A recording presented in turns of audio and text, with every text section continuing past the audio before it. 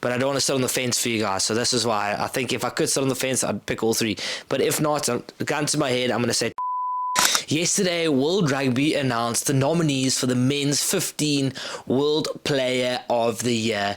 And the results were interesting. The nominees were interesting. 3 out of the 4 were Springboks and 1 Irish in Caelan, Doris. Before we get into that, my name is Robbie Gillette, and I'm on a journey to try and become the #1 sports content creator in South Africa. So if that's a journey that interests you, don't forget to leave a like, subscribe if you found value. Of course, let me know what you guys think down in the comments. This is one that we can debate, because this is a 3-horse race with 1 South African winning it.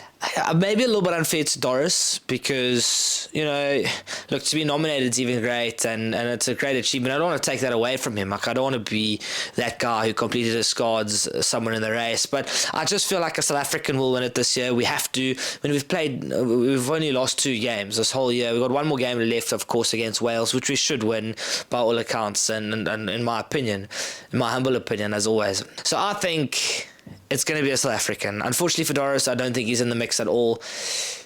And then, of course, we talk about South Africans in the mix. It's Caelan Colby, a little man of the magic feet, as Matt Pearce so famously said in 2019. Ibn Etzebeth, who's now the most capped Springbok in arguably, and I say arguably because I want to remain humble on the situation, in arguably the best rugby team ever, the best generation, certainly the best Springbok generation. I know there's a big debate about the All Blacks.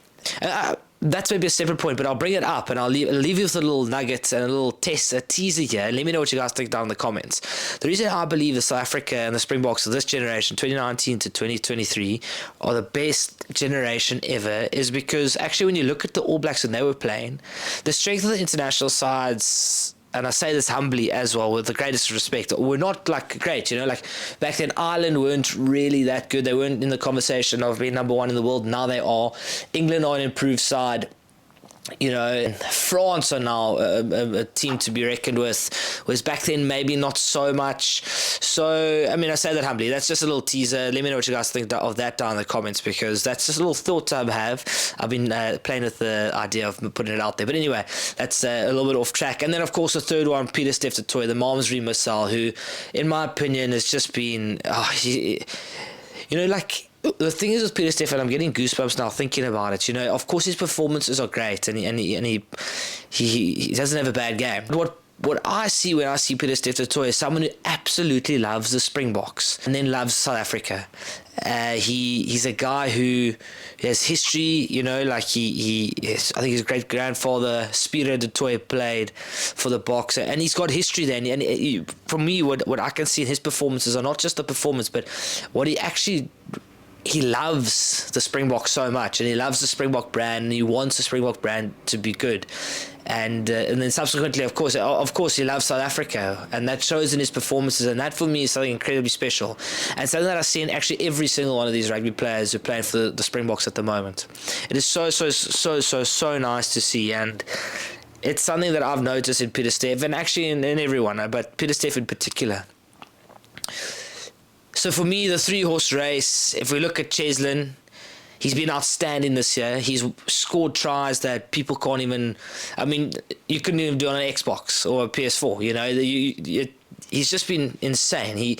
He's, in my opinion, one of the most gifted rugby players in the world. And I always think back to when he was at the Stormers, there was always Caelan's too small.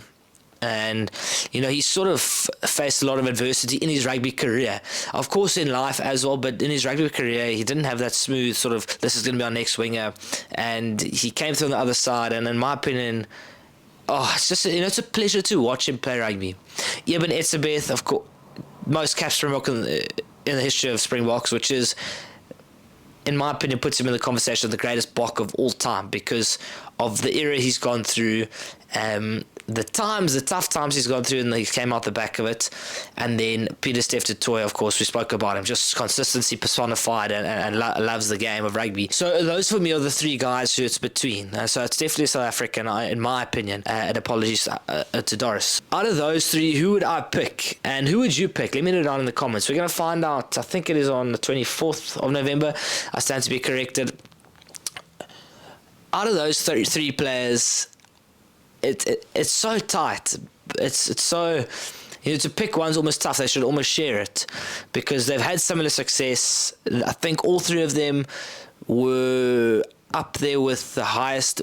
I know definitely Peter Steph at a stage had played I think like deep into the rugby championship, played every single minute of the rugby championship until that Argentina game where he got arrested. They've all consistently played for the Boks this year. They've got won pretty consistently. And in my opinion, I actually don't. This sounds bad, but I don't have one because I'm struggling to pick one. And I had one. It's interesting. Before I made this video, or before I started making this video, I had a clear. I thought Caelan's the guy. Caelan's got to win it.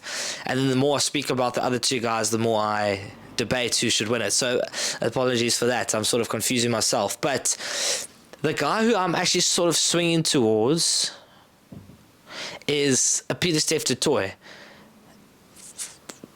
Because of his consistency, because of how often he's done it.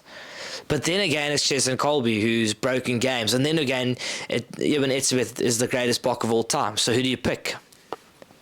I am going to pick one for you. I'm going to pick Caelan Colby.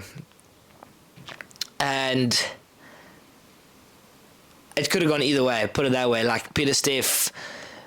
And it feels a bit biased picking it back because it's a little bit more exciting. So, a special shout out to Peter Steph and Eben. But I think Caelan Colby this year has broken games for the Springboks. He's broken teams. He's run through defences. He's terrorised nations around the world on the rugby field and fans alike. And he has just been consistently good this year, as well as the other two, and I keep saying that, but I don't want to sit on the fence for you guys. So this is why I think if I could sit on the fence, I'd pick all three. But if not, gun to my head, I'm going to say Caelan Colby, and special shout out to those other two. I'm picking Caelan Colby. I know I'm waffling a bit here, but I think that if this video carried on, my mind would change again. So I picked Caelan Colby for World Player of the Year in the men's game. Let me know what you guys think down in the comments. It's always interesting to hear what you guys think. I love hearing your opinions. It's always good to see and good to hear. So let me know what you guys think. If you enjoyed the video, don't forget to leave a like, subscribe if you want to hop on the journey. If you found value in it, hit that subscribe button. I'll see you on the next one.